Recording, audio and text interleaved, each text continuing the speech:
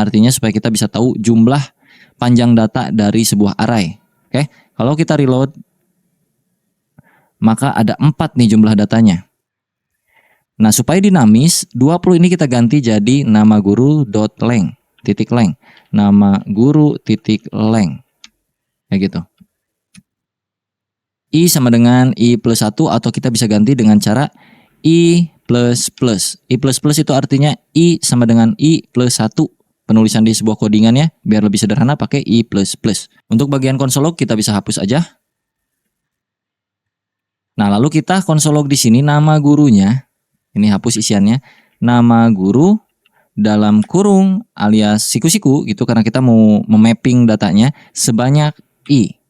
Ya, sesuai dengan apa yang ada di dalam sini. Kalau kita reload, maka Fikri Retno Bunga undefined. Undefined itu siapa?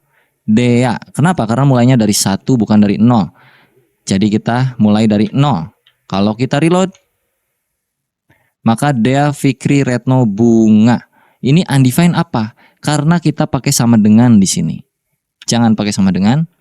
Kita reload. Dea Fikri Retno Bunga. Aman muncul di sini. Kalau dibaca kurang lebih kayak begini, bro. Pertama, nilai I atau urutan itu 0 ya kan? Terus I akan di looping sebanyak jumlah data yang ada di sini. Lalu ditambahkan I-nya. Lalu yang kita console log adalah nama guru indeks keberapa. Nah, di sini kan tuh nilai I bertambah terus nih, bro. I pertama itu sama dengan 0. Terus I kedua sama dengan 1. I ketiga sama dengan 2, ya kan? I1, I2, I3 sampai seterusnya I4. Nah, artinya ketika kita console log yang ini nama guru I, ini kan terlooping terus nih. Si I ini akan ngikut ini sebenarnya. Jadi akan kayak gini nih. 0, 1, 2, 3. Terlooping sebanyak 4 kali sampai ke nilai I yang ada di sini secara dinamis. Jadi bakal muncul si semua ini gurunya. Tapi kalau di sini gua pakai manual kayak gini, nama guru urutan ke-0 yang artinya itu Dea, ya tetap aja, bro, kayak gini, malah Dea-nya doang yang di looping 4 kali.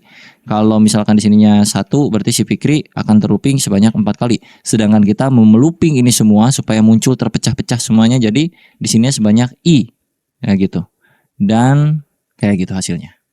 Cukup pusing kan untuk bagian for kalau digabung sama array. Nah, nanti kalau kerja pun gitu. Penggabungannya bukan cuman sekedar for dengan array, nanti bahkan ada objek, ada segala macam segala gitu. Cuman untuk tahapan awal kayaknya belajarnya gini dulu aja supaya ada gambaran kurang lebih kayak gimana. Ini juga udah mungkin cukup pusing bagi kalian yang baru pertama kali ngoding, tapi kalau kalian cukup mengerti ya itu berarti ada pertanda baik ke depannya gitu. Masa depannya lumayan cerah. Tapi kalau masih bingung, silahkan dicoba-coba dan dipahami, di playback terus menerus ya, bro ya. Nah, untuk looping nggak cuma for, ada juga yang namanya while. Jadi kita akan coba di sini pakai while. Ini gua komen dulu ya. Untuk cons ini gua hapus aja dah. Gua hapus. While itu sama aja. Jadi pertama sintaksnya seperti ini, while, lalu kurawal kayak gitu. While kita bikinlah di sini variabel di luar while ya. Taruh variabel I sama dengan 0. Boleh. While I kurang dari 10, apa yang akan kita lakukan? Kayak tadi aja sama. Console.log Dea Afrizal. Ya, jangan lupa tambahkan di sini I plus plus.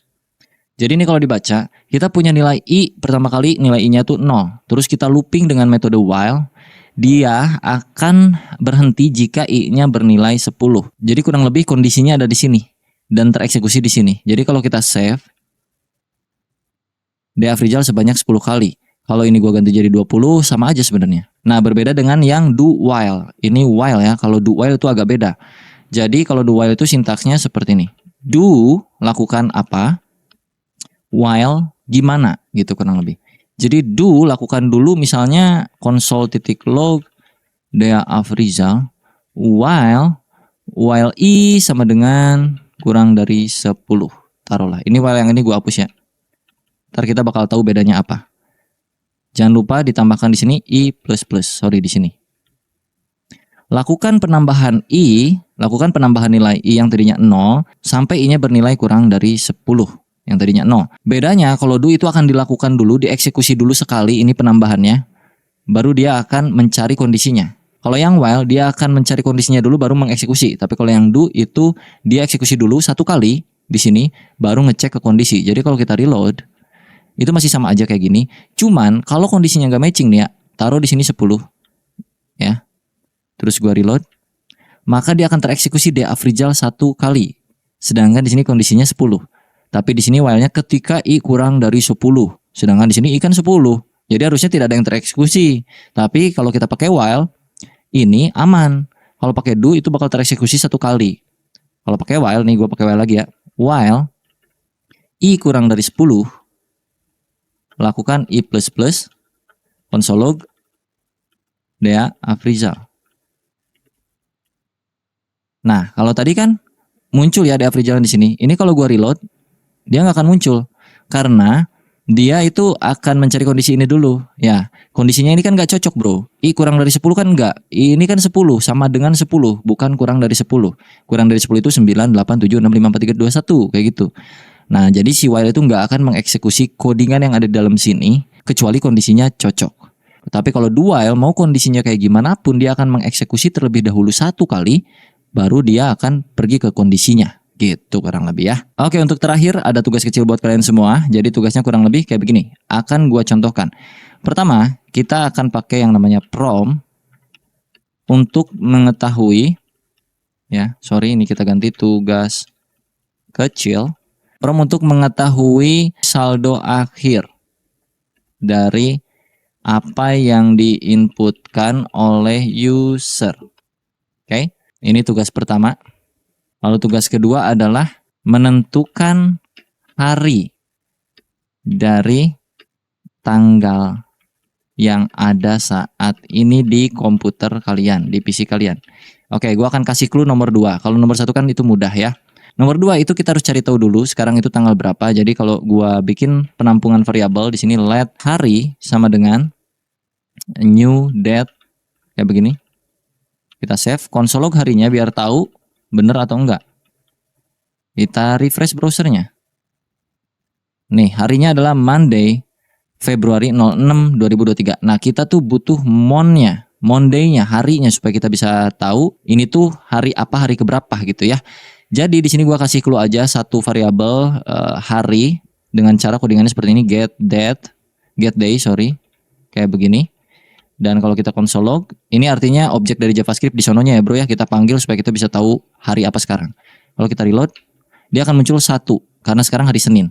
Tapi kalau gua ubah ini hari gua jadi Selasa, dia akan 2, 3, 4, 5, 6 sampai 7. 7 itu minggu. Jadi hasil akhirnya kalian harus bisa memunculkan kayak begini kurang lebih. Hari ini adalah hari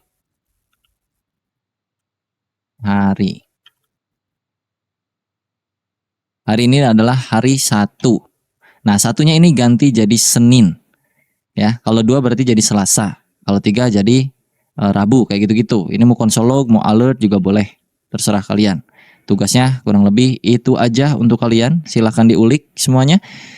Dan nanti kalau udah kelar silahkan tag Instagram gue dea.afrizal. Kalian tag aja hasil tugasnya untuk nomor 1 dan nomor 2. Kalau berhasil gue akan restory ya bro ya. Kurang lebih kayak gitu untuk belajar JavaScript di video kali ini. Mungkin nanti akan ada lanjutan di part 2-nya masih untuk pemula sampai nanti kita akan belajar yang advance seriesnya. Semoga bermanfaat buat kalian. Jangan lupa diklik tombol subscribe-nya dan juga loncengnya karena gue akan